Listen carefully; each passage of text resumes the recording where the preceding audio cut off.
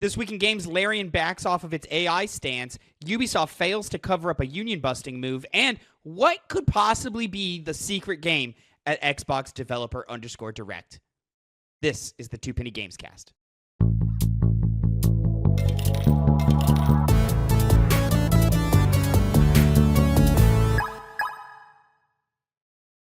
What's poppin', players? Welcome back to the Two Penny Gamescast, episode 283. I am your host, Tavin Bothel, here with my good friend and co-host. Say hello to the people, Connor Elliott. Hi. How is it this week with you people watching?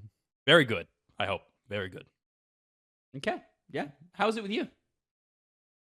Good. It better be. Yeah, it was good. Yeah. Better be. That's like a threat. Well, it's not like you're over here having a good time, chilling out, resting, playing Dark Souls. Oh, I love Dark Souls. You know, I'm not out here seeing you struggle, so you better be having a good time. Struggles are internal usually, Dad. You're fine. You're fine.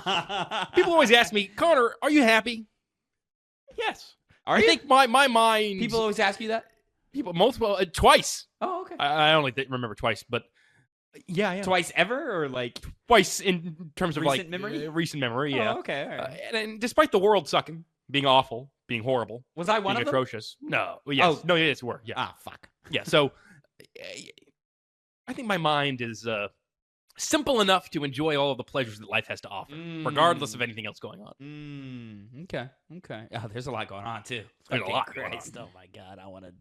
Anyways, ladies and gentlemen, this is, of course, the Two Penny Gamescast. Each week, me and Connor come to you with the nerdy news you need to know concerning the video game industry. We each come to you with two topics, two pennies, if you will, and we give you our 2 cents on them.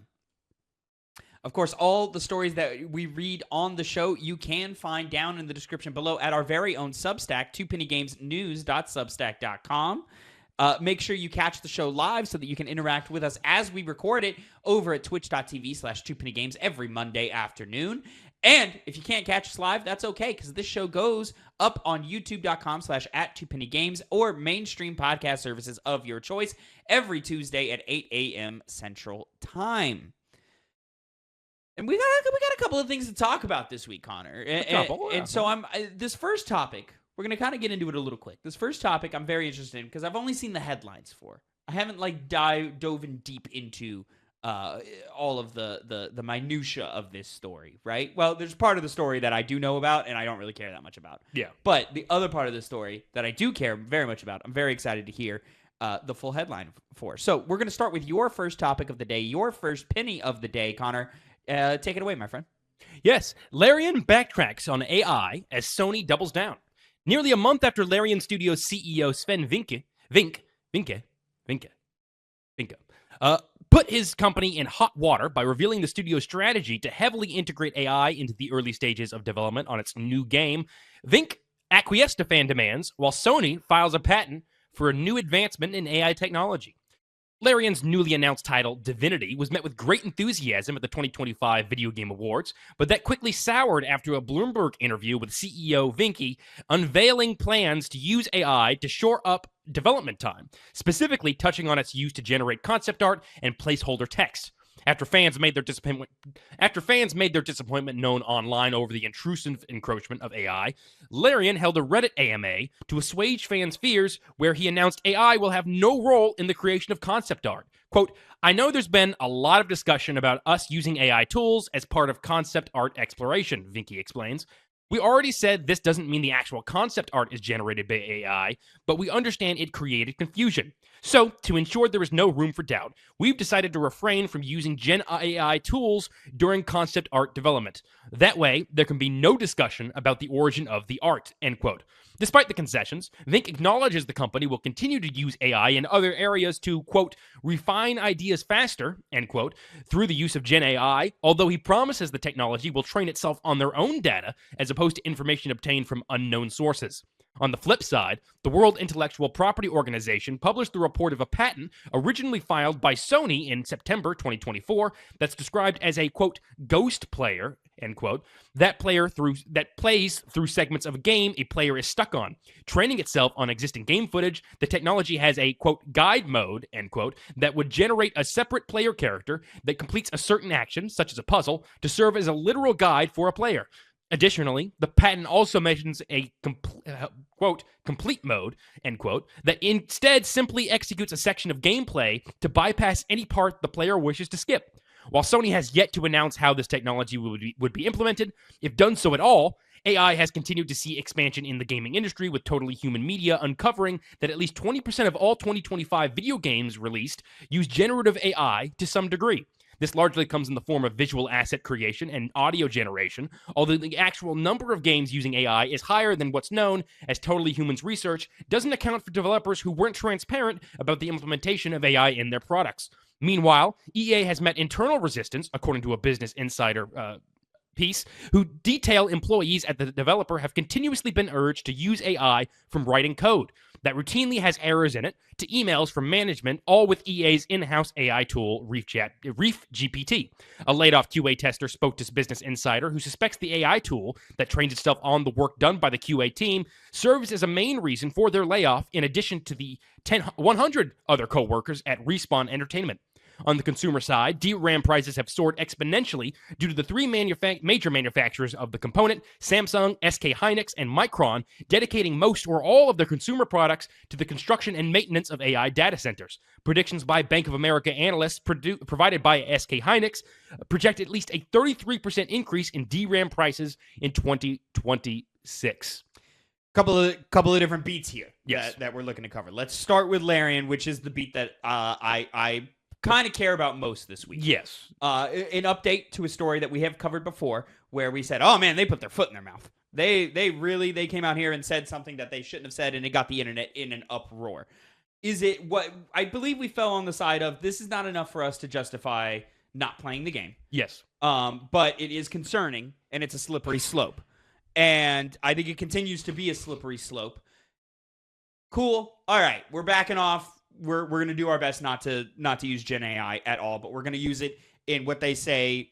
What was the specific quote? To refine ideas faster. Refine ideas faster. What the fuck does that even mean, right? Now, I can understand it, speaking as a creative who's been in the room with other creatives at the ground floor of creation, right? That was a lot of me just saying creation 3 times. What I mean to say is me and a bunch of other people making something from nothing, right?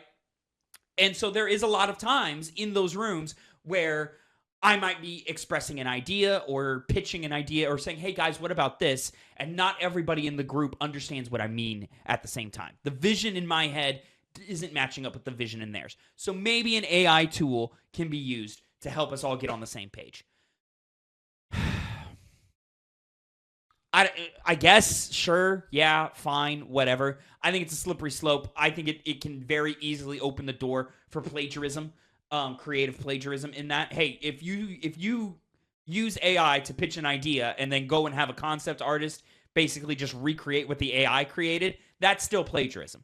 That's still stealing of ideas. And to narrow down on the whole, the use of it being a slippery slope, as it stands right now, you might have someone like Vinky, who's I'm mispronouncing his last name wrong, who wants to use AI in a more intelligent way to where it doesn't infringe on ruining people's jobs. And that's part of the reason why, of course, they're replacing walking back. people's jobs with AI. And clearly they're walking back on it. The worst parts of the story as it which broke. Is good. Yes, which is good. We should acknowledge that. Okay, good move. But you have to consider beyond Vinky himself, because companies will always change. CEOs leave. Members of a team constantly leave. And so when you open the doors for your company to use AI, there's no guarantee that the next person who's going to be the CEO is going to use it in a way where he's trying to protect as many jobs as possible. You might get someone who's far more soulless, thinking to themselves, well, why not just cut some roles in exchange for using AI? And because they're already using it, it is that slippery slope where it begins because, well, we're already using it. It's already being implemented, so they just take it a step further. I feel you. In the case of Larian, to my understanding, Larian is not publicly traded. They're not. But again, this is the point of being a company. Things change all the time. Oh, I sure. mean, think of something like EA. It's being bought by Saudi Arabia. Yeah. You would never, let's say 10 years ago, I think 15 that's years completely ago. different. That's a little bit apples and oranges from a business perspective. But it's just the fact that there's such a major change with the company that you wouldn't be able to perceive years ago. Of course, it was always in the potential of happening, but you wouldn't think it until it actually started happening. This is the same kind of case where you don't know where the company's going to go. They could any day go public or sell to a parent company that is public or things like that. Yeah, and then who knows where the door flies wide open. I mean, but like at the same time. Pinky poo, and it takes time to turn off, then it takes time to turn back on. At the same testing 1 2 3 waiting for there we go. At the same time, I've lost my point now. I mean, like to your point of like, oh well, things could have gone anyway. I mean, yeah, but things could have gone anyway in this case, and they didn't. Yeah. Larian Studios as a public facing company could have just said, guys, shut up. We're going to do what we're going to do and y'all are going to play it anyway because they're probably right. People are going to play the follow-up the follow-up to Baldur's Gate 3. That's just going to happen, right?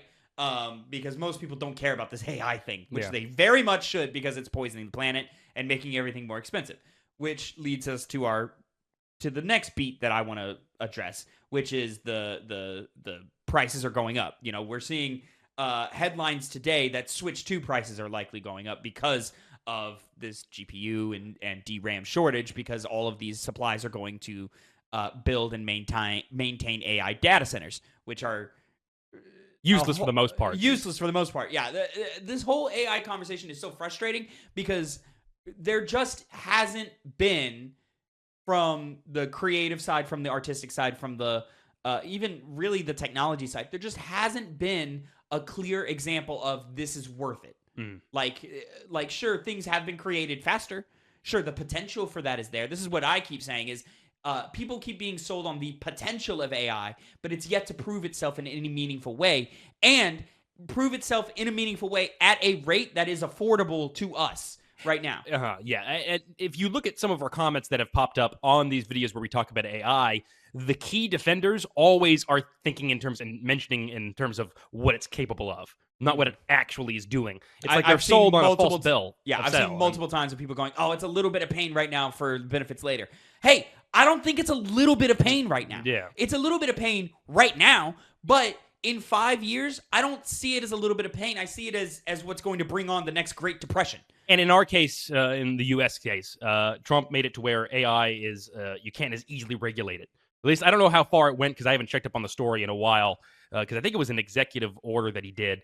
But again, the powers that be are very much tied with the people who are pushing AI the most, like Sam Altman. Because again, a lot of these deals that Samsung and SK Hynix are making are with OpenAI, which is at this point kind of the premier AI service that people think of. We got our eyes on you. Pretty sure that was who was on the the thing, because he's involved with the Unreal Engine, right? With Epic, and so Unreal Engine 5 is flooded with Gen AI assets. That's how Expedition 33 got in trouble, is because these things slip through. And this is what I mean by slippery slope. It's so easy for us to be like, oh, placeholder, and then forget about it. And because it's generative AI, it's hard for the human eye to catch it, and it ends up in the game anyway, Exactly. And then eventually, hey, this isn't right. Oh, shit, let's fix it, right? But, there's just too many problems. There's too many moral issues that crop up around this, not even including the fact that, hey, the bubble's going to burst. It's well on its way to bursting, and at some point, this is just going to create an economic decline on a major scale that maybe we'll recover from. We'll see. It's messy, and in an era and in a period of time that is so technology based, so technology focused. Your phones, your computers, we all live digitally now, right? That has the potential to be more detrimental to the average person's everyday cost of living than ever before. And it's just guys, we're in trouble. We are in trouble if we continue to allow this. And it's a lot of these AI companies investing into themselves as well. Yeah. Because, again, a lot of this is just theoretical about what it's capable of doing. Shoveling money into the fire pit. Like, what are we doing? It's like that. It's like the fuck. I can't. I've only seen the scene. It's actually a missing spot in my film history. But it's the fucking police. What's it called? The one with you know what? Don't even. The one. There's a joke in Police Story. What the fuck's it called? God damn it! It's the. They made the remake recently. Fuck it. My point failed on my tongue. You gave me nothing. I gave you nothing. So I couldn't help you. There's a scene where they're just like sharing information and they're paying each other the same like $10 bill of like passing it back. The Naked Gun. Naked Gun. Fucking stupid. It was one of the Naked Gun movies where they're like. Also, for the record, it's not a remake; it's a sequel. No, yeah. You're right. But in the scene, they're just changing this $10 bill between each other, and they're just having a conversation effectively on the basis that, well, you're trading money, so a transaction is occurring here, but there isn't really. You know, of course, that's a joke, but it happens in AI as it stands right now. And then, of course, it infringes on the entire spirit of gaming with the patent that's being filed.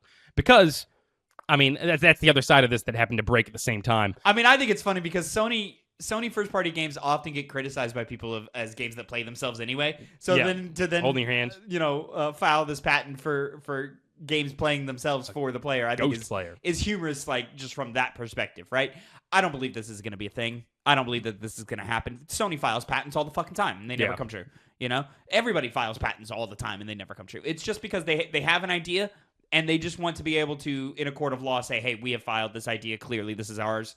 Like, it's just a way to claim ownership on intellectual property before it actually becomes an intellectual property. It's definitely a big part of it. But at the same time, the PS5 does have that feature that it's the game help system, feature, and that seems kind of like the next step of that, to the point where, well, they're already interested in trying to help players along with their game. I think for that's some reason. misrepresenting what the game help feature is. I know. I get it's separate in the sense that they have an idea of wanting to help a player through things like this patent is talking about. Let's pause here.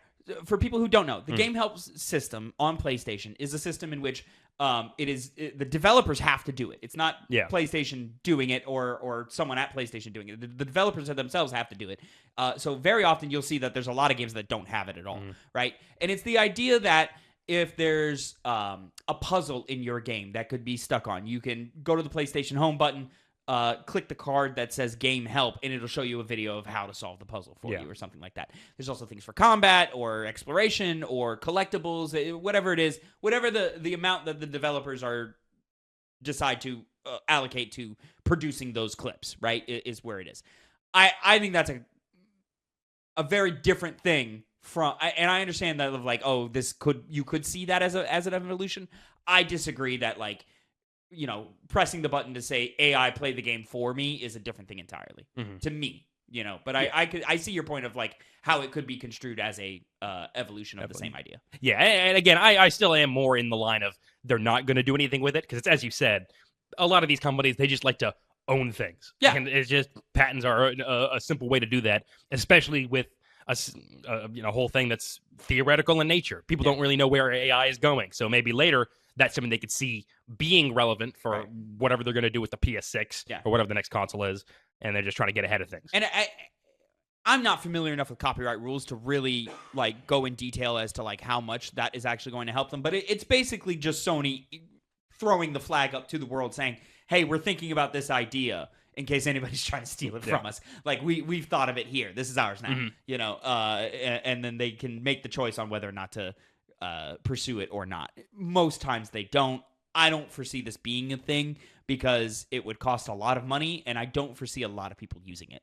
Yeah, videos on YouTube you can go look up if you're trying to solve some issue. Yeah, that's the thing is I don't know a lot. I don't know of people using the game help function on PlayStation today like a lot. I think I've used it once, maybe twice when I was playing Sackboy's Big Adventure, just to kind of check it out and see what it is. But like at the same time, like very often in my experience with looking at the game help stuff, very often it's not specific enough to what I'm specifically trying to do, and I can find the specific video of what I'm trying to do on YouTube. Yeah, more often than not, or at least close enough. YouTube gets closer because that's the human beings going in and going, "Hey, this is really unclear from the player's perspective as to what you're supposed to do. So here is my thought process, and here's how I'm guiding you through it, as opposed to the developers who already knew the answer, who don't know where the problem is, going, here's the video of us doing the thing or whatever. So, I mean, like, again, and it's a helpful function, the game help. I like it. Not every developer uses it because they don't always have the budget for it. Like, and it also drives me crazy that the PlayStation app notifies me every time that there's a game help for a game. So every time I turn on Metal Gear Solid Delta, it sends a notification to my phone, and I'm like, I don't fucking care. Yeah. like, in what way would I need this for this help? Silent Hill F also does it. There's 100 games that do it, and every single time I load in the game, they go, "Oh, the game help is available for this game." I don't care. I don't care. The game is easy. I don't need it. Anyways. And again, it's AI is mainly going to be used to eliminate jobs. So these things, how many players would actually use it? Probably not that many, because even without YouTube, I think most people are able to play their games without having issues knowing where to go or what to do. So, it's worrisome because, of course, they're delving more into AI, but that specific patent, probably not something you have to worry about too much. I just don't foresee people using it. Like, it doesn't seem like a useful tool for players. Like, are people really having that much trouble? I mean, maybe young children who don't know any better just like turn it on just for fun. Like, I could see that. Or maybe disabled people who are really struggling with a segment in a game, and I can respect that. But like your average gamer, like, who already has a monetary buy-in with whatever the price of the game was, right? And then, of course, buying the console. Like, I don't know a lot of people who play games 100% purely just for stories, Yeah. And so, like, that would be the idea of like, oh, I just want to see the story, so I'm going to buy this game. Just watch the cutscenes on YouTube at that point. I feel like that's the usual alternative. So, yeah, this is like a weird thing to where, like, I just don't foresee this being useful, and so it would just cost a lot of money for zero return. Like, there's no monetary gain for having this function. Nobody's going to buy a PlayStation 5 because the AI will play the game for you. Like, there's just not that. So it would be a heavy investment on Sony's part for literally no revenue. Yeah. So I don't foresee this ever really becoming a thing. Most likely that's why it will never come to fruition. Moving on to our second topic of the day. Connor, your second penny of the day. Here we go. Get the pitchforks ready, people. Take it away, my friend. Ubisoft shutters Canadian studio, 70 positions reportedly affected. An email sent to staff last Wednesday reveals Ubisoft would close down its studio responsible for Assassin's Creed Rebellion in Halifax, Canada, a month after the formation of a union. Gaming publication Video Game Chronicle verified the internal email that cited, quote, company-wide cost-cutting and restructuring measures, end quote, as the source for the studio's closure. Ubisoft claims the decision was made prior to the signing of 60 employees to the Game and Media Workers Guild of Canada, although the decision warranted a response from the labor union Communication Workers of America, CWA.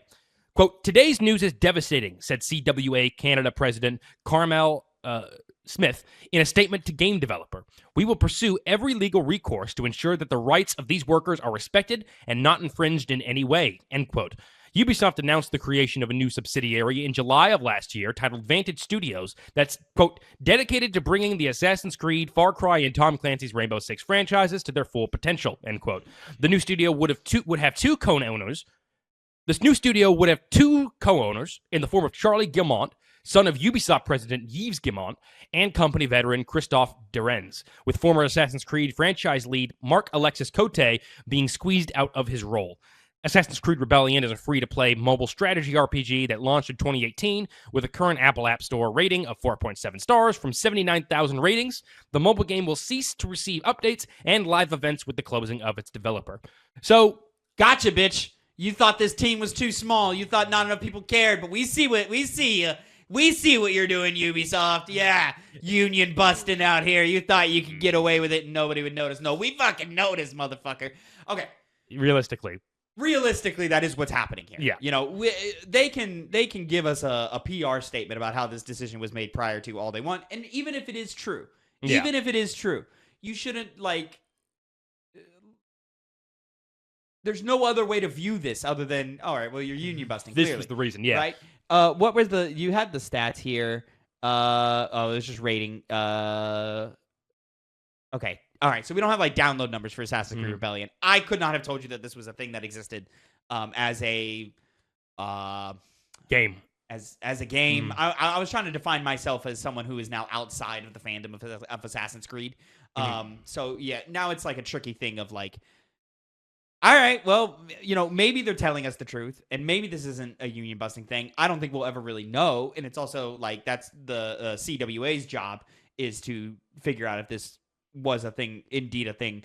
And it seems like they're coming up empty-handed in that. So you can take them at their word for it, but it's just, it's really convenient. Yeah, and that's the issue with so many of these layoffs that occur, is it gives a good smokescreen for what they actually are doing. Because like the Rockstar story we covered relatively recently, where some workers unionized and then, they were infringing on they were selling company secrets or talking about things that they shouldn't have, and so we had to fire them.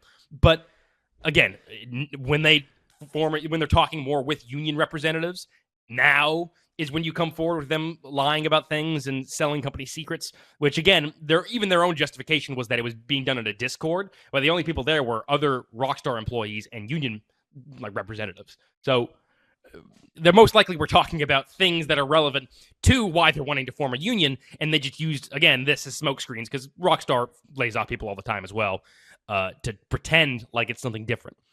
And even if it isn't, like, and we can take them at their word of like, oh, this is our way of cutting costs and restructuring measures for success down the line. Okay, sure. We can go that route if you want to. There's a lot of outside factors. We've spoken on some already with the AI and the cost of DRAM and GPUs, and of course tariffs and the Trump administration, the Trump regime being what it is. Yes, there's a lot of outside factors that are affecting business, especially in the tech industry right now, that you could hide behind. That is a smokescreen, right? Or it might even be the truth. But Ubisoft as a company is also a company that has been consistently over the last few years. I got to reset again. Give me years. Ubisoft is a company over the last few years that has been consistently kind of making the wrong choice here, right? Took a second. From live service attempts with what they've been trying to do with Assassin's Creed, that it seems like many of those attempts just never got off the ground or publicly released in any way with what was it called? Assassin's Creed, like the Legacy thing or the not Mirage.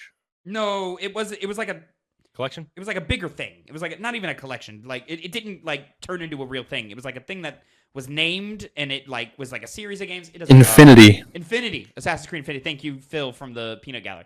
The Assassin's Creed Infinity thing never really seemed to get off the ground. Didn't really seem to launch in the way they would. I'm sure resources went into that. Division 2 comes in and out of relevance depending on where it is. There's talk of Division 3 on the forefront, but there was a bunch of Division spin-off games and mobile games and other games that never came out, right? Splinter Cell, constantly in where the fuck is that? There's a remake. No, there's not. Yes, there is. Who knows? Prince of Persia is just always bleeding money. And I was watching a video essay about Prince of Persia. Prince of Persia has just consistently been bleeding money its entire existence, which sucks. I'm not gonna say bleeding. I'm not gonna say bleeding money, but the first one was the most successful, and it's been diminishing returns ever since. I imagine. And then of course, like, they didn't market The Lost Crown well enough, so that game could have been very successful, but it wasn't for a number of reasons. And then they didn't put it on Steam, and it's just a bunch of business moves that they make. X-Defiant, chasing the live service trend that died so fucking fast, right? They're scrambling. They're scrambling for something. There's so many examples you can point to with Ubisoft of you are mismanaging your IP, you are mismanaging your resources in a way to where even if this is true about the 70 developers of this mobile game getting laid off to cut costs, right? I am more willing to believe it's your fault that you have to cut these costs more than the Trump regime or more than the price of technology today.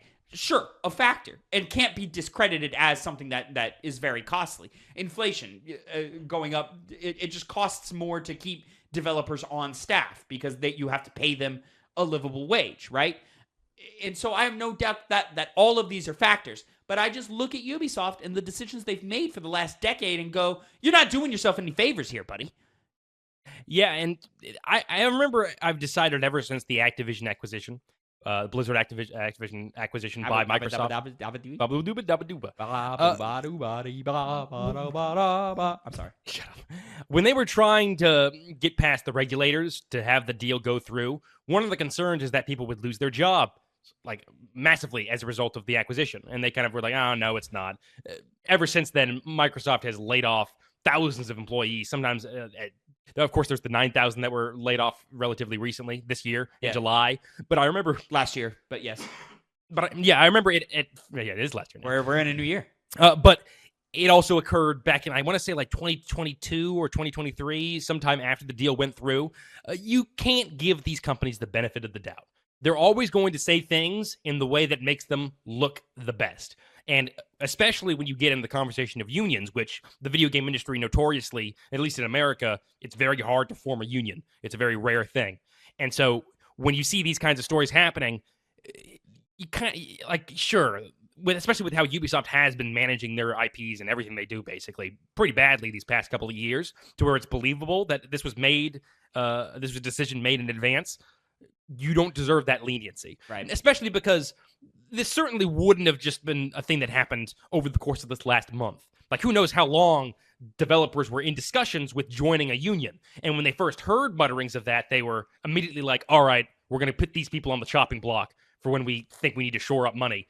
And so even though we kind of can get confused because they just made a union, they could have already had planned this for that reason alone months in advance, back when they're claiming they were already deciding that they were going to have to close this company down. So there's a lot of things that go into these things to the where you just have to give them the benefit of the doubt on these sorts of decisions. Or you and can't that's give pretty, them the benefit of the but doubt. you have to even believe that they're being truthful here, which is ridiculous for you to do in the first place. It's very naive. I see what you're saying. It's unreasonable to give them the benefit of the doubt, but you would have to in order to even believe the statement that they're saying. Exactly, in front of your face. Which is like a common theme that we're seeing across the board with this upper, C-suite class of capitalism that's happening right in front of our faces. Is like they're not even pretending to lie badly anymore. Yeah. Like they're just waving it in front of our faces of like, yes, we're being greedy. Yes, we don't fucking care about you. Yes, we see you as scum, and we don't care that you know that we think that of you. Like they're just always like seeming to just be as awful as they possibly can. Yeah. Pulling that aside for a quick second, remind me, Connor, because it's been a while and we didn't spend a lot of time in the sequel. Where are you on The Division? I've always liked the concept of it. Yeah. Going in and playing with multiplayer. I'm saying as a gamer, as a fan, not as someone who is critical of Ubisoft. Just like yeah. I've always liked the ideas they try to implement, but I always find myself, because I played the Division 1 when it first came out, as well as 2, and I have fun at the beginning, and then it very quickly kind of, mainly with how combat works, just doesn't hold my attention. Very bullet spongy. Yeah, immediately when you realize that, and you're just almost at a certain point caring about the cosmetics of how your character looks. Yeah. And then when I'm done with that, I'm like, well, okay, what's next? And it never, again, it's conceptually, especially with things like the Dark Zone, I think they call it, the one where it's... I love the Dark Zone. I like conceptually, but then I go in there... It was the idea of a extraction shooter before extraction shooters. Yeah. And just a zone that you can go in and out of as you basically please. Yeah. But it just never has grabbed me. And they're making some promises with Division 3, like they're really changing up the formula. I'll believe it when I see it, because again, Ubisoft. You have things like Prince of Persia. There's quotes going around that. Well, they've officially said Division 3 is heavy in development, so like you can actually expect it sooner than later. Mm-hmm. And then there's been quotes of like they expect Division 3 to be on the level of success, if not even greater than the first one, which was quite successful. Yeah. Believe it when I see it. Mm-hmm. We'll see. All of these things. Division for me, I've always found is one of the more interesting IPs that have come out of Ubisoft in the last decade. I really, really liked the first one a lot, but it definitely suffered from those early games of service times where we didn't have the balance of content updates or roadmaps or anything like that. So it came out, you played it, you got to end game, and then it just kind of became this eternal grind forever.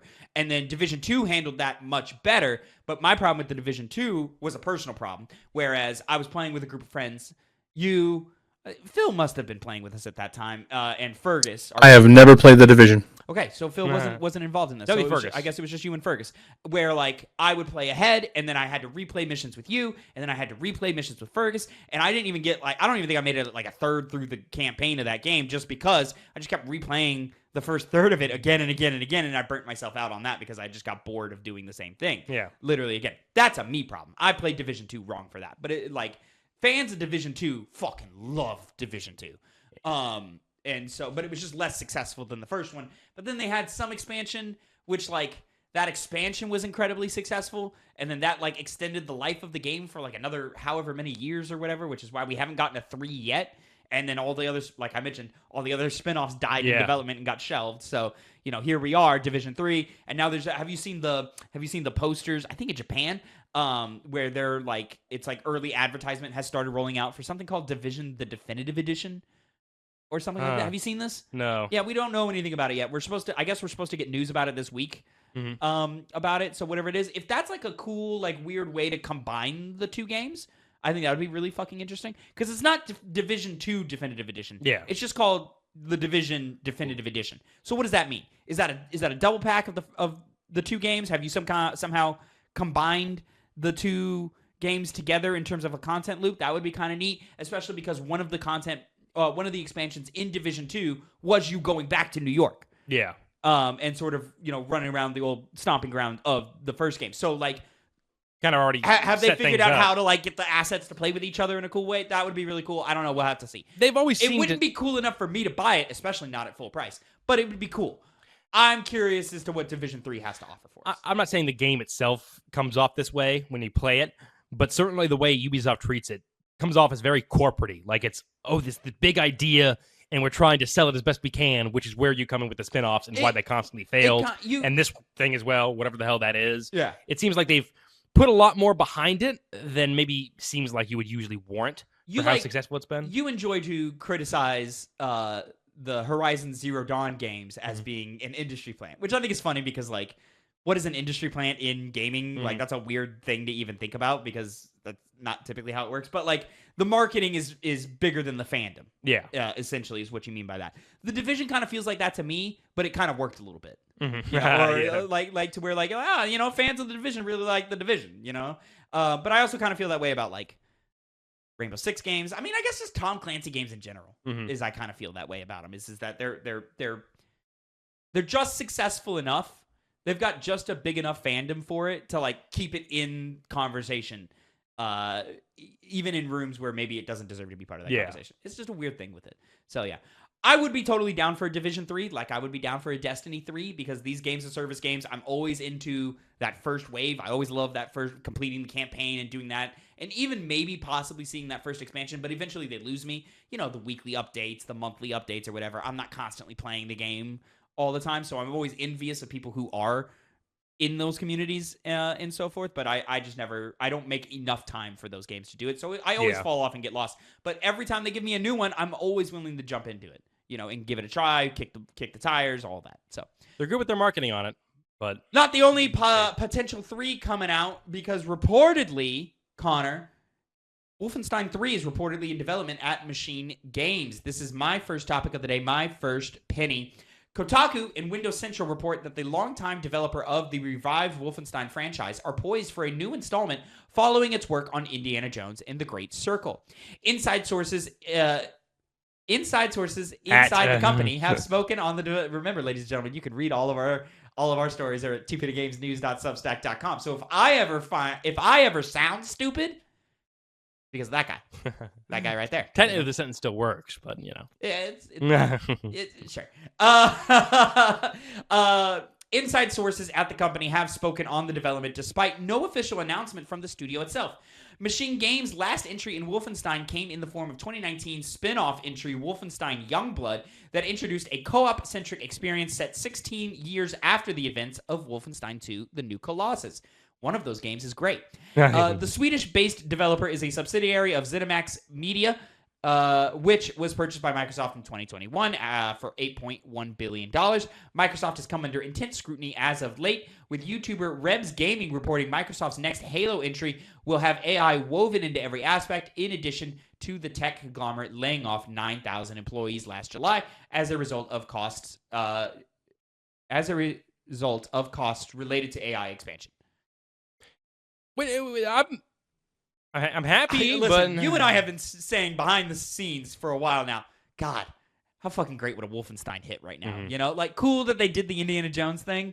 I don't know. Do you think Indiana Jones is seen as a success? Yeah, I think they sold well. I think I was hearing that. Certainly, the game itself, like quality wise, is successful. At least from my experience. I think critically it was received well. Yeah, it was received well. I don't think it like blew anybody's socks No. off, but I think people liked it for sure. Yeah. Did it sell though? I think it did. I think I remember seeing some numbers that it was selling well. I just don't know, but it didn't do. If I were to say, hey, there's an action game from the makers of Wolfenstein, and it's going to be an Indiana Jones game, you have a projected number in your head. Did it hit that projected number? I don't know if it did. I don't know. Yeah. I didn't feel the impact of Indiana Jones really at all. But I didn't feel the impact of Indiana Jones like I thought I was going to in the lead up to the game. You know what I mean? Definitely seems like it should have been a bigger hit, but kind of didn't. So let's go back to our bread and butter, which is totally fine because we are definitely in a time where I'm in the mood to shoot a lot of Nazis. You know, and in a video game, of course. In a video, of course, yes. Don't wink. Yeah, I mean that's kind of the thing I've seen online ever since this news broke. It was like timely. Very, very timely. Very timely. And let's hope they can get it out the door while it's still timely. Yep. And, to speak on the quality of Wolfenstein, I actually think that the second game was a drop in overall quality, but not in a substantial way. Still great. Yeah, still great. The story was better. Yeah, story was better. Yeah. It's even kind of played a little bit better, but it was mainly the level design. It just had no real bite to it. I was because in Wolfenstein, the New Order, the first game, I always think of the level. I can visualize the levels, whether it's the aerospace or the museum or the assault on Death's Head compound, both at the beginning of the game and the end of it. I also think of the hideout, and especially when there's the level in that part of the game. Yeah, of course, there's the concentration camp. That's also the big other moment in that game. I can't really think of things with the new Colossus except for like the space station, and that's only because it's so wacky. Oh, and really? out there. I think of a lot of areas. Now, some of them I think of them with disgust because I got stuck there. My problem with Wolfenstein 2 was always the difficulty spikes. Well, really just the difficulty of the game. It was too easy to die in that game. They didn't do a good job of like making you feel like a powered up crazy person, even though it gave you more abilities and things. Yeah, and eventually made you to do. Eventually, slight spoiler, they just give you a robot body. Yeah, and you still felt kind of weak. You know what I'm saying? So like. There's I agree with you. I like Wolfenstein 2 a lot. It was one of my favorite games of that year, for sure. Definitely. But it did feel overall like just the slightest step down. Yeah. You know, just the teensy weensy, like not even half a point. But it was definitely you tripped a little bit. You know what I'm saying? Yeah. So yeah, I am so excited for the idea of a Wolfenstein 3. I hope it's coming sooner than later. We'll see. You know, probably a bit off. I would think we'll find out. Both of us were quite disappointed with Wolfenstein Youngblood. That game didn't really work. It definitely, but it also felt like, hey, we're trying a lot of ideas out here. We're trying to see if, because of the height of the games of service time, so maybe we can make this. And everybody was looking to find a thing in it, and it was able to make bullets and spongy, which is not a good thing. But it did. I'll say that game. Even though it wasn't good, it didn't feel like a publisher pushing the idea onto a dev studio. It felt like a dev studio. We have this idea. Let's see if it works. And it didn't. But it felt homegrown. Yeah, in that sense. I can give the game that much credit. You know, I think I also remember liking the characters. I think I liked the twins well enough. I don't think I liked the story, but I think I liked the twins. Which brings us to. Do we just ignore that? Do we just pretend it didn't happen? Do we set a Wolfenstein 3 like 4 or 5 years after the events of Wolfenstein 2? So like, because the twins are born by the end of Wolfenstein 2, right? Yeah. No, not yet. She's pregnant. Is she just pregnant? Yeah, she's just pregnant. But it never. I thought she had the kids in that game. I don't think so. Am I wrong? Because I think I could definitely be wrong. I've not played Wolfenstein 2 since it released, so I definitely don't remember. I know she was pregnant. Yeah. I remember was there a point where you played as her? No. Okay. No. This is how little I remember of Wolfenstein 2. Yeah. And it's funny because I remember moments. Like, there's a moment where we'll say the camera is released, Yeah, right? uh-huh. And then you fall into like a vat of green liquid, right? You know, I remember that moment vividly because I was like, "Fucking what?" Like I was doing Kermit arms, like, "Holy shit!" God, that game's so good. We should play that game again. We will eventually. What? Well, Oh, I see. I didn't see your finger poised. Yeah, so I hope they kind of skip Youngbloods because I recall not really liking the characters all that much. I remember them being. I thought I did. I'm pretty sure they were annoying. And I think even you might have been on that boat by the end of it. Oh, maybe. To where I think it was maybe at the front end. Oh, these characters, I see their thing that's interesting. Yeah. And then it faltered. So many people just don't remember Youngbloods. It didn't have a good story.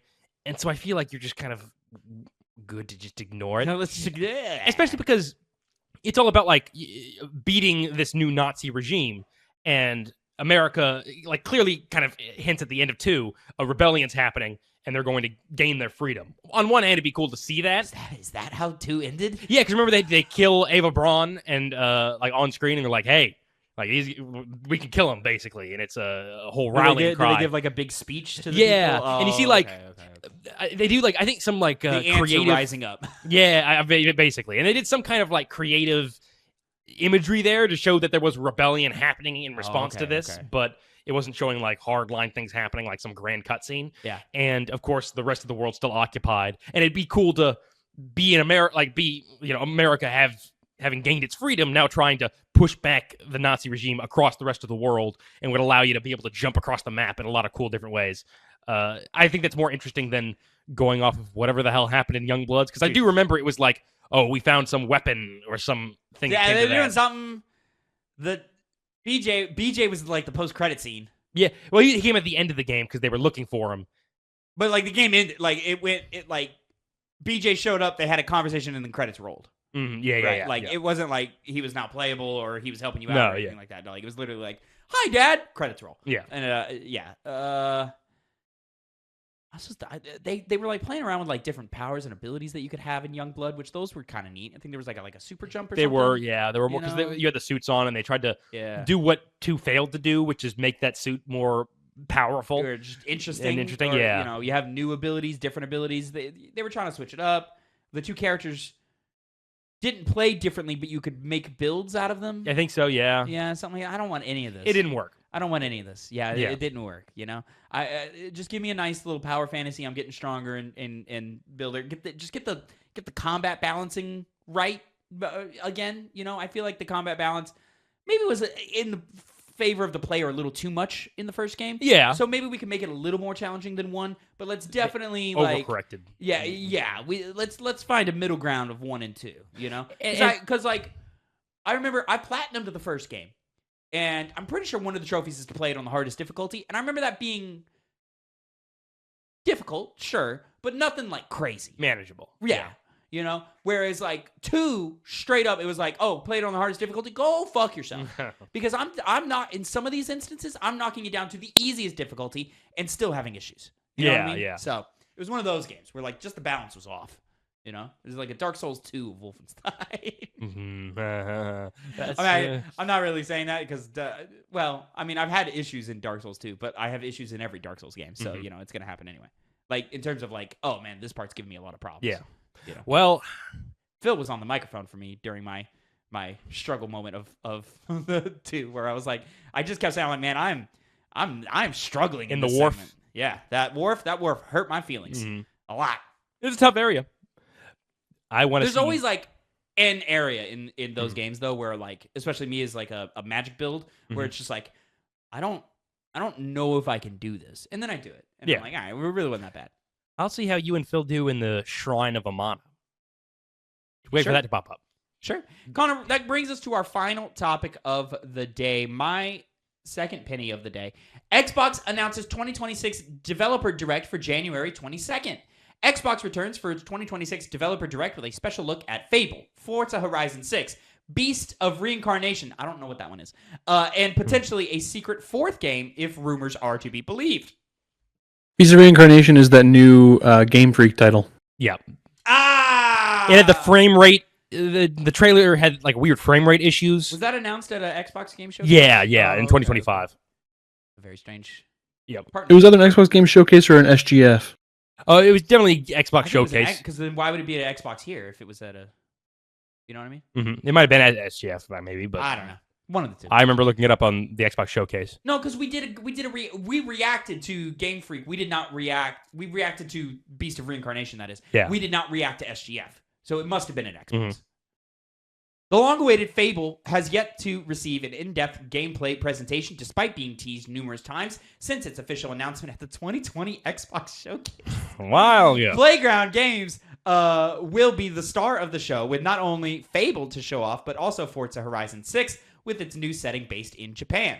Game Freak will deviate from Pokemon with the Princess Mononoke-like RPG title, Beast of Reincarnation, getting the first-hand look at the game since its initial trailer at the 2025 Xbox Showcase. Connor did the work, and he didn't even remember it. That's why I said I was like, it is the Xbox Showcase. Oh, okay, gotcha.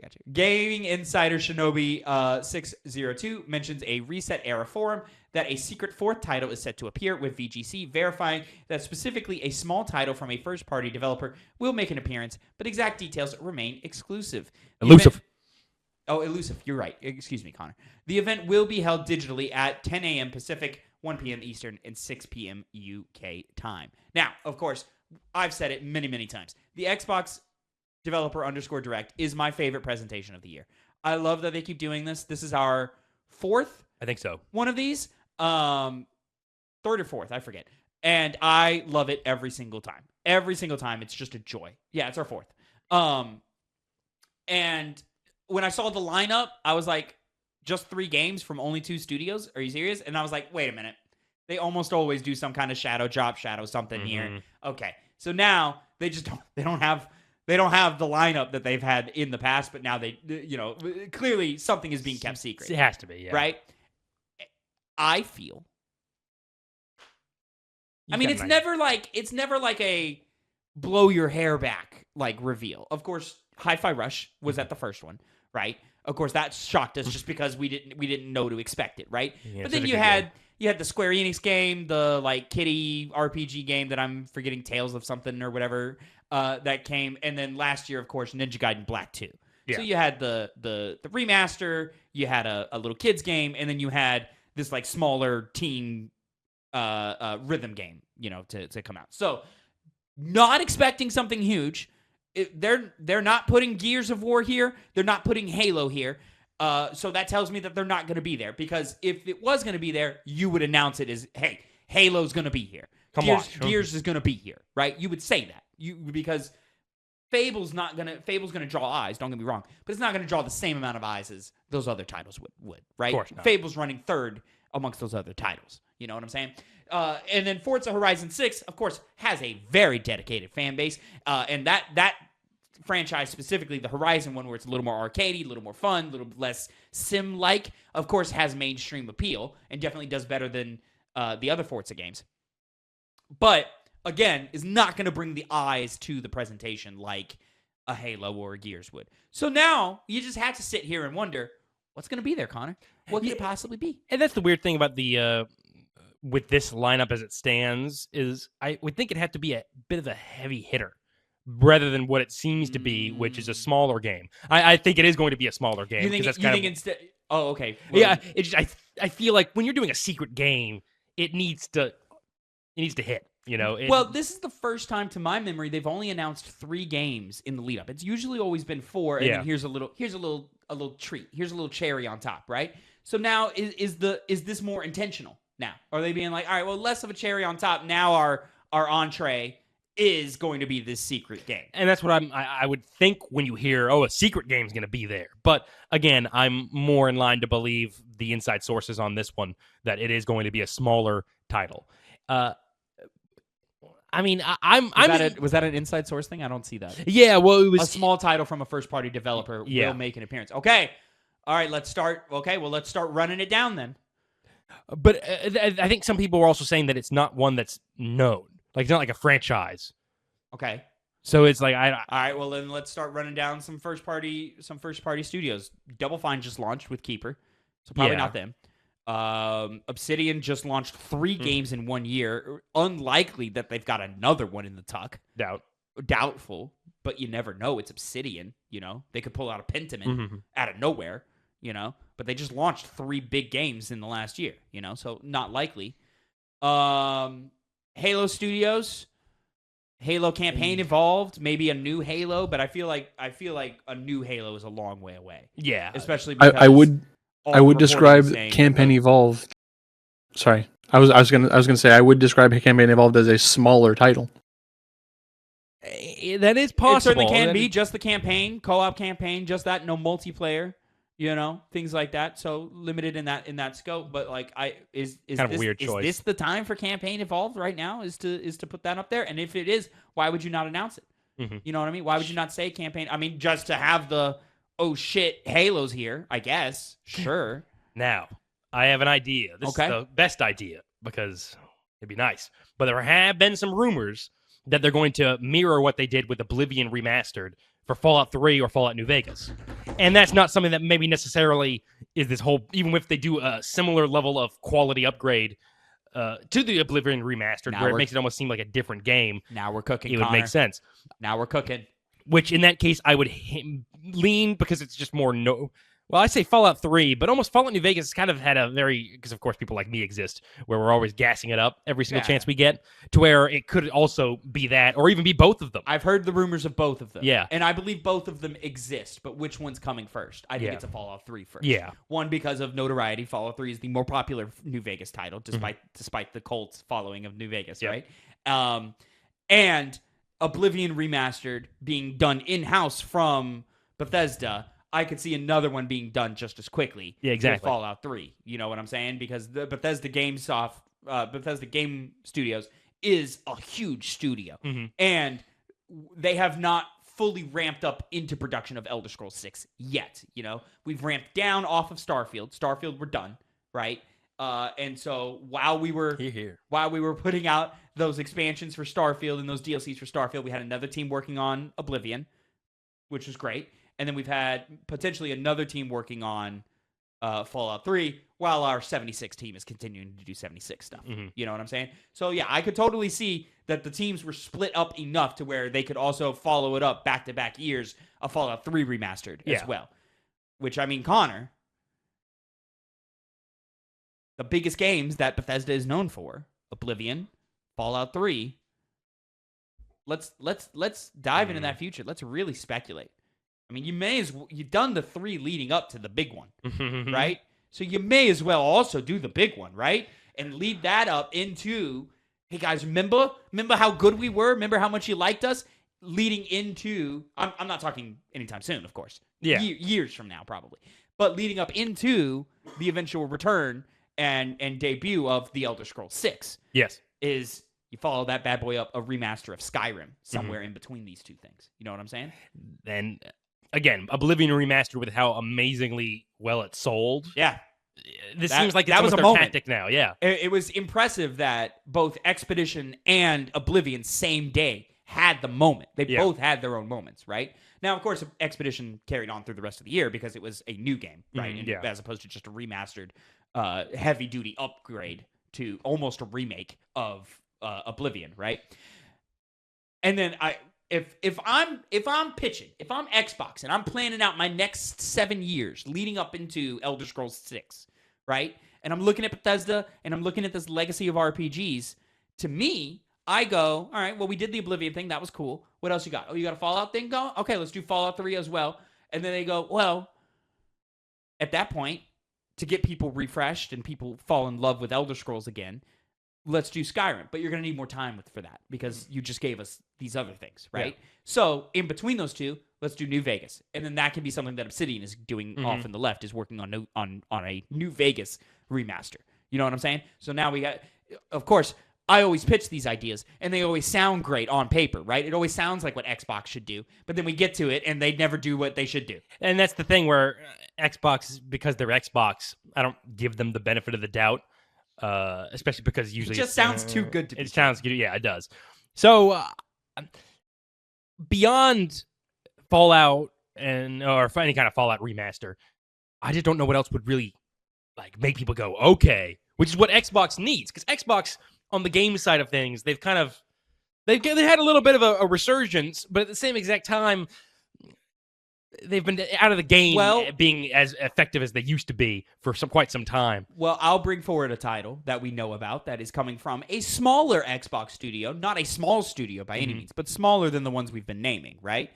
And I'll say this title, and you may go, no way. But maybe we should reevaluate of how big this game is actually going to be. Marvel's Blade from Arcane. Maybe that is closer to release than we think because it was never meant to be a Wolverine-sized game, a Spider-Man-sized game. Maybe Marvel's Blade is meant to be a smaller 6 to 8 hour adventure. That's very possible because, Deathloop came out in 2021. Yes. Yeah, so and then, whatever the bullshit-ass game was. The vampire one. What am I thinking of? Redfall, yes. That was 23. Mm-hmm. Which, that was kind of almost like a... Clearly, it wasn't made that well. No, that game didn't work. Yeah, that game was not good. So, and so now let's cut. They cut Arcane in half, and then now let's get this Blade one out the door potentially. And not the initial idea. The initial idea is that Blade is going to be on the level of maybe not a Wolverine or a Spider-Man, but certainly like an Indiana Jones. Yeah. And of course, that wouldn't be a shadow drop. I don't perceive that to be the case. It would be set up for maybe later in the year, but that is possible. I think a Marvel's Blade shadow drop would do well. Yeah. It would do well. It's just that doesn't seem like a game I perceive as being a shadow drop. Though it has started now it started working out for Microsoft when they do that. But I just still timing wise and with how much other information we have on it, which is not that much, it wouldn't be shadow dropped that way. To be fair, it's not been a shadow drop every time. No. The Square Enix game was just a surprise. We're here. Yeah. And then it came out later. That's disconnected from whether it'll be there. Yeah. I'm just still more on the thought of most likely it'd be a shadow drop because it's secret to begin with. Why not just take it all the way? Which is maybe why they're keeping it secret. Especially if it's first party. Yeah. You know what I'm saying? So, certainly a chance. Who are we missing here? Could it be a Blizzard game? It could be. Something we just don't know about. A little small, on the level of like a Hearthstone. They haven't done really Overwatch much with 3. Blizzard. What's that? Oh, that's what I made a joke. I said Overwatch 3 is a joke. Oh, maybe. No. Blizzard, what have they really done? That would be honestly if they just it's just a title update because Overwatch 2 has apparently made a comeback, right? Yeah. But I think the water has been so poisoned around that title that maybe they're just like, yeah, fuck it, it's Overwatch 3 now. Yeah. What's different? Fucking jack shit, but it's good now, so come play it. It's free too. Yeah. Maybe. See, Blizzard, ever since they bought it, they haven't really used it for something new. It's always kind of been... doesn't do a lot anyway. Yeah, but again, when you buy a company like that and you're now under new management, wouldn't they maybe want to that Diablo 4 just happened. That is true, yeah. I don't see anything from Blizzard. In fact, I think more likely, because haven't there been rumors about like a Fallout remake, like an original Fallout remake? Or am I mixing that up with something else? But it may have just turned into this. I believe this Fallout 3 remaster thing before a Fallout remake. I do too, yeah. It just... I think they would want to rely on... Bethesda's not... If my memory of those rumors are correct, Bethesda's not doing that. It's somebody else. Yeah, that's what I was confusing it with. I don't know if that was almost like a fan thing people were doing. Right. Yeah, I just see them... I keep thinking in terms of their bigger IPs because that'll be the biggest pop when they do that, when they drop this secret game. Because, again, we're to reaffirm, something is coming that we don't know about. It's just a matter of what that is. I think you can almost say with certainty that there is going to be a fourth game at this showcase. Because the lineup that they have right now, sure, is good, but it's not the strongest that they've had up to this point. You know what I'm saying? So, and for it to only be 3 when the pattern has always been 4. Now, it could just be because Microsoft is just, they've blown their load. They had a great year in terms of software releases last year. They had a great year. I could definitely see them, taking a pause this year and slowing it down a little bit just because games take time to develop. Yeah. I guess we will find out pretty soon here. But, I'm assuming we'll probably do a reaction if we have the time to. January 22nd is on a... I would love to. 1 p.m. Eastern, so noon. on a Thursday. I'm off to Thursday, so that's good. It's on a Thursday? Yep. I usually work Thursday nights, so I can very likely do that. Very likely do that. There we go. And Phil, ignore him. He doesn't need to be there. These motherfuckers are usually what, like 40 minutes? Thought I'd get a reaction from you, Phil. What? These motherfuckers are usually Sorry, what day was it? Yeah. 40 minutes long. Yeah, we can definitely do that. When Set it was down. it? I'm sorry. Set it down. Oh, no, I'm joking. TwoPennyGames is very likely going to do a reaction to this. So make sure you're liking and subscribing so that you can stay in the loop along with us and see our live reactions to whatever this secret game is. And ladies and gentlemen, I'm just going to remind you that this has been your Two Penny Gamescast. Make sure you like, subscribe, drop a comment about all the stories that we've covered this week so that we can bring those comments in to get the audience 2 pennies next week. And, of course, you can catch this show live every Monday afternoon, twitch.tv/2pennygames, or Tuesday, 8 a.m. Central Time, youtube.com/@2pennygames, or mainstream podcast services of your choice. Reminder, 2 Penny Game Club is still happening in the background as always. Dark Souls 2, we mentioned it. We've been playing it. Make sure you're playing it or at least up on it for our review. I believe February 2nd is when we are reviewing Dark Souls 2. So make sure you're sticking around for that. Very excited to get everybody's opinions and thoughts on Dark Souls 2. It's going to be an interesting one. A lot of conversation. It's going to be a real nerdy conversation. I can tell you that much right now. It's going to be real nerdy. Lots of numbers. Lots of numbers are going to get brought up. How's the BBL? Lots of numbers, huh? We'll have to find what is the state of the From Software BBL. What is the state of it in regard to Dark Souls 2? Do you remember the BBL? Build. You can get there. Bosses. There you go. Level designs. Yeah, Yes, there you BBL, go. you're right, What is the state of the BBL? We need to know, Miyazaki. I'm playing tonight. Huh? Playing as soon as I can. I mean, maybe I got some videos to add. I would like to play it tonight as well, just to get further in it. But I've had something downloaded on my console for a couple of days now that I am kind of itching to get into and try and play. I'll have a new game. I should have given Silent Hill F more time, but I might have to just let it go. That was money wasted. Not wasted. I'm sure I'll play it someday, but Yeah. Also, Silent Hill F has a quasi confusing control scheme that I wasn't expecting. There's a lot more inventory things happening in that one. Silent Hill is big on Silent inventory. Hill 2, not a lot of inventory management happening. There is more so on the older titles rather Yeah. than the remake. Silent Hill F seemingly has more inventory management. It's certainly there's a lot more buttons you have to press to get to certain items. Whereas my memory of Silent Hill 2 is press R2 to swing bat, of course aiming and shooting, and then a button for health items. Okay. And I think that's it. Is that it? That's my memory of Silent Hill 2. It's pretty simple. Yeah. Whereas this one, it's all right, scroll to the thing that heals you in a different way, and then they've got a spirit gauge, which is like a sanity gauge. Yep. And you got to maintain that and manage that. Silent Hill F, from all I played, quality game. Quality game. Animations were a little janky. Yeah, I've seen. Some of the combat was a little stiff and janky, kind of hard to explain. But overall, not bad. Or the best parts of the story.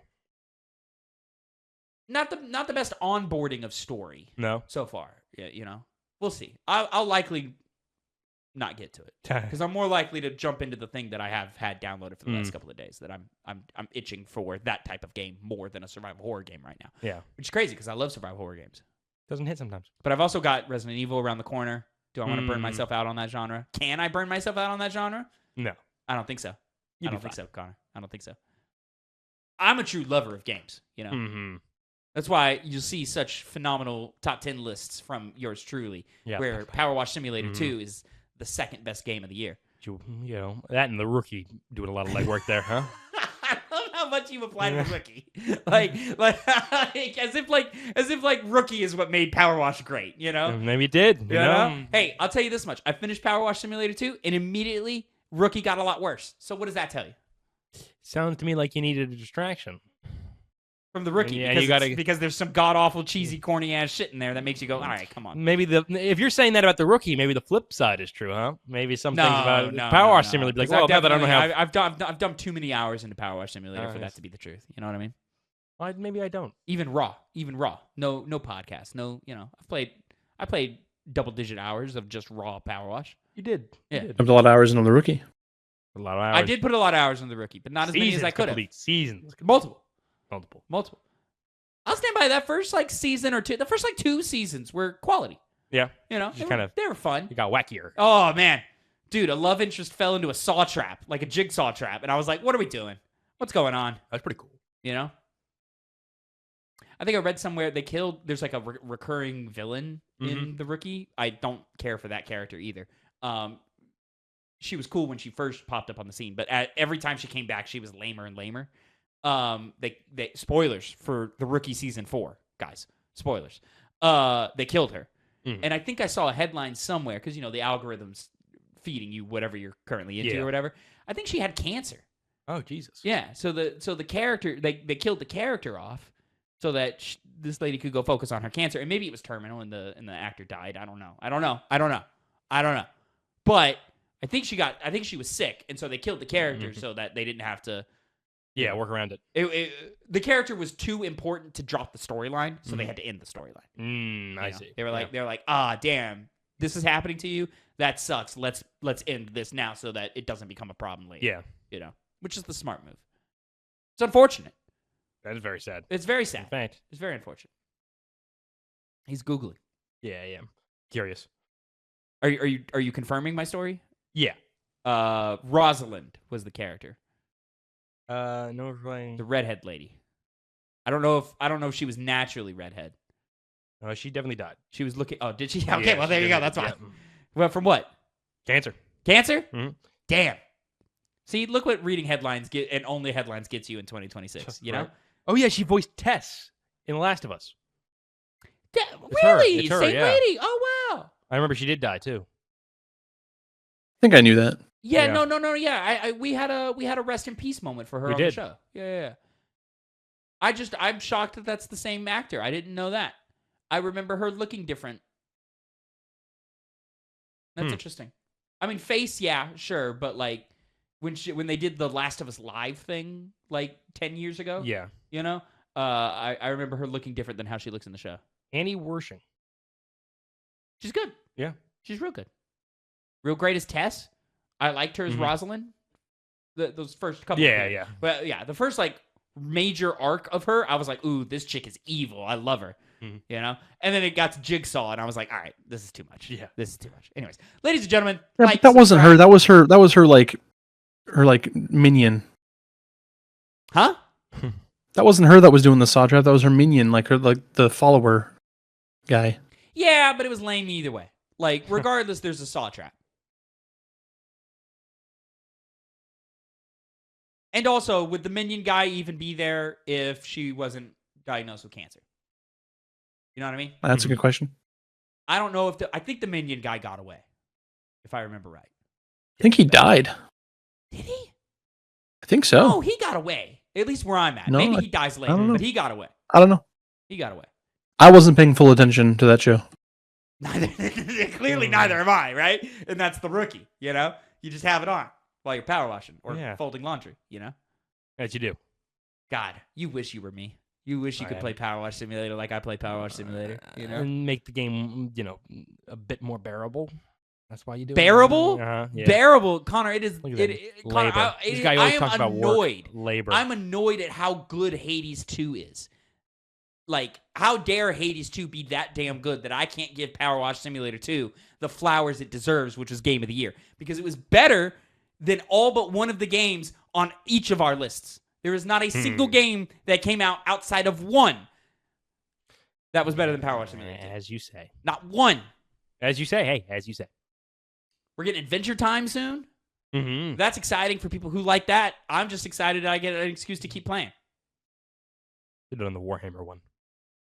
I should have done the Warhammer one. I should have done. You should have done the Warhammer one, Connor. You should have done the Warhammer one. Well, we'll play it eventually on the game. Game Club, baby! Can't wait for you to have to drop another $5 on the game.